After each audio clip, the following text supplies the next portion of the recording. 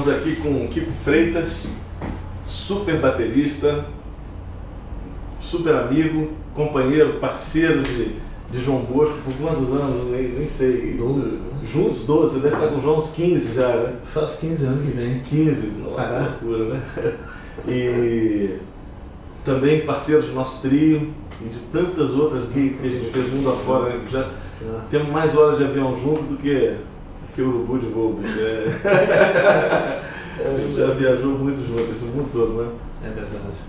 Uma alegria, né? Um prazer estar com Um grande prazer, cara.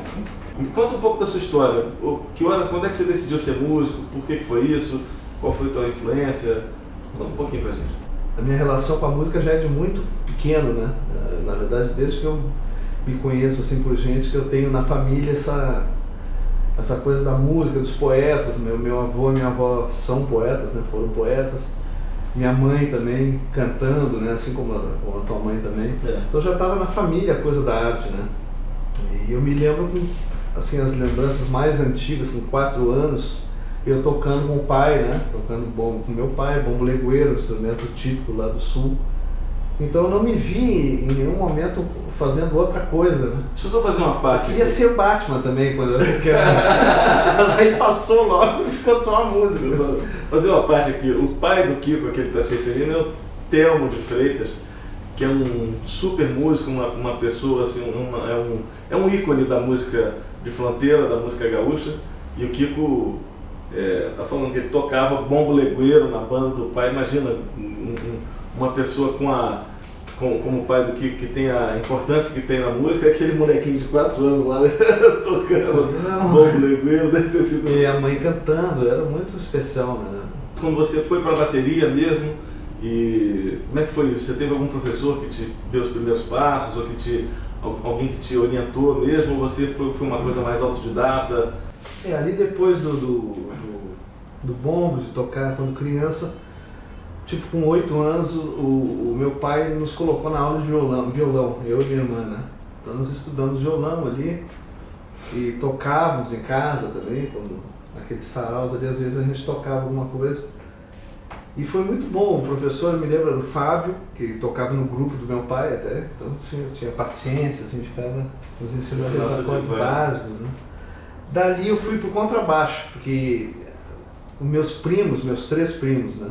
O André, o Carlos e o Marco Antônio, juntaram uma ideia de fazer uma banda de rock na família. E eu fiquei tocando baixo, né? Naquele grupo ali, mas todos os ensaios eu ficava de olho na bateria, né? Aí o alemão, querido amigo, né, ele começou a servir na aeronáutica, tinha 18 anos, e aí começou a faltar os ensaios. Aí nesses ensaios eu sentava na bateria direto e começava a tocar, só que eu não usava o bumbo, não gostava do bumbo. Eu tocava a parte grave, tudo com a mão. Eu até queria hoje em dia ouvir como ele era, porque era muito espontâneo, assim, fui tocando. Como ele estava estudando com um professor chamado Argos Montenegro, eu fui também fazer aula com o Argos. Ele era um músico assim da velha guarda, né, de Porto Alegre, então eu aprendi aquelas conduções que o pessoal da noite, né, considerava fundamentais, né, então bolero, tchá-tchá-tchá, bossa nova, samba cruzado, né, tudo aquilo eu aprendi com o Argos. E a partir dali eu fui indo como autodidata, né? Entrei na escola da Orquestra Sinfônica de Porto Alegre para aprender leitura, essas coisas. E ali eu fui com a leitura e com os livros que foram misteriosamente até caindo na minha mão, naquela época que era difícil, né, ter. Mas os livros foram aparecendo na biblioteca da universidade, eu ia lá pesquisar nos sebos também, o que tinha de bateria. E comecei a ver que se escrevia bateria, que tinha partitura, e aí eu fui indo descobrindo isso. Né? Que incrível. Tem uma frase do Michael Brecker, uma vez eu assisti num workshop, que eu achei genial, que ele falou assim: eu prefiro 1000 vezes, ele não falou 2 vezes, 10, ele falou 1000. Ele falou: eu prefiro 1000 vezes ouvir a nota errada no tempo certo. A nota errada no tempo certo do que ouvir a nota certa no tempo errado. Quer dizer, é uma coisa que é muito importante, né? E tem muita gente que tem dificuldade. Trabalhar o tempo é uma coisa, né? Construir esse tempo interno é um trabalho que leva um tempo. E você é um cara que atingiu um nível realmente muito assim, de excelência nisso, né? Um desses livros que caiu no meu colo, como eu digo, né? na época foi o livro do Gary Chester, que é um grande professor, grande baterista, né? E um cara diferente na época dele já, ele gravava muito, né? Mas ele não era um cara que recomendava para os alunos dele a forma usual, digamos assim, de estudar com o metrônomo e tocar com o metrônomo, né? Ele recomendava que o pessoal, não só o baterista, como todos os músicos, até ele não falava muito dos outros músicos, mas dava a entender assim, né?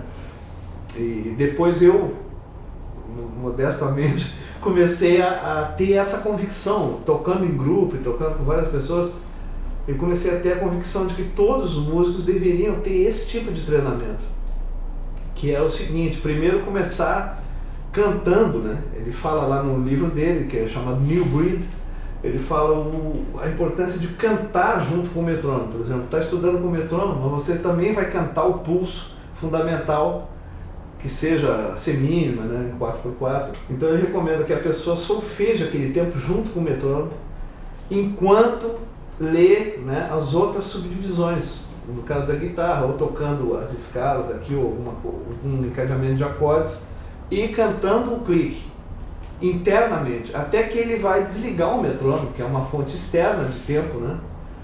Uma coisa que eu acho interessante é isso: todos os músicos praticam com o metrônomo, mas sempre tocando com o metrônomo. Então a chance de acompanhar o metrônomo é muito grande do que desenvolver realmente o tempo. Tanto é que ele vira às vezes como eu chamo, uma muleta, né, meio perigosa, meio falsa, porque quando sai o metrônomo e entra um outro músico, vamos dizer, gerando uma outra intenção de tempo ou de ritmo, aquele vício, entre aspas, né, que ficou de ouvir aquela pulsação estática, ele fica gera uma dependência, né, estranha. Então, o que eu recomendo é isso, é cantar digamos, inicialmente o metrônomo, com o metrônomo, mas cantando ele. Aí você vai fazer uma divisão, vamos dizer que seja, né?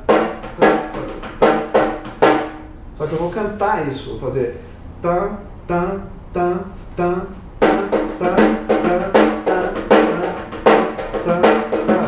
então eu estou gerando esse tempo, aí junto com o metrônomo.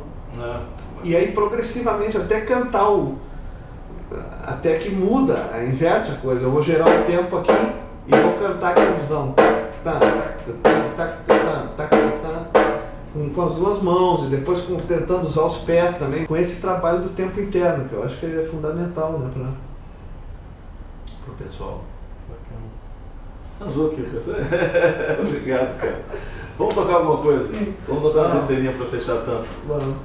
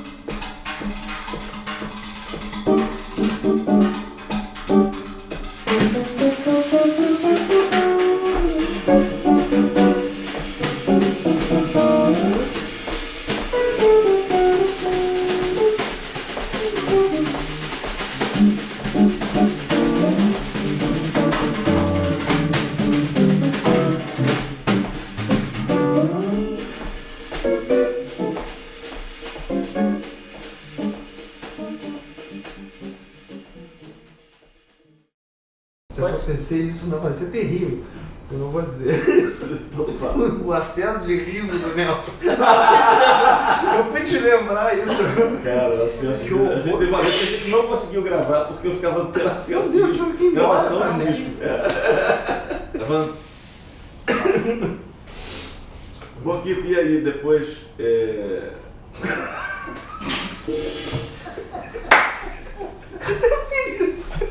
Eu não queria falar isso.